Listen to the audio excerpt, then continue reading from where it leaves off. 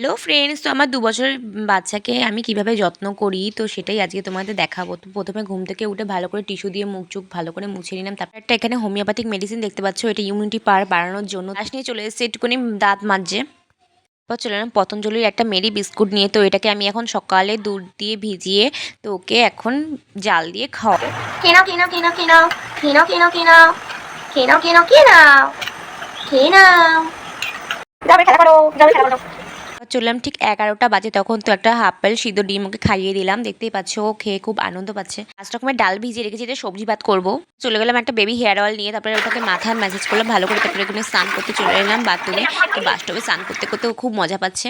তারপর ঘরে নিয়ে এসে ওকে মাথা টাথা আসলে ভালো করে পাউডার দিয়ে এখানে দেখতে পাচ্ছ কটা সবজি অ্যাড করে এখানে ডাল আর ভাত দিয়ে সবজি ভাত বসিয়ে দিলাম। ওকে সবজি ভাতটা খাইয়ে জল টল খাইয়ে তারপরে ওকে দুটো মেডিসিন আছে আবার খাওয়ালাম, খাইয়ে ঘুম পাড়িয়ে ঘুমাতে চলে গেলাম।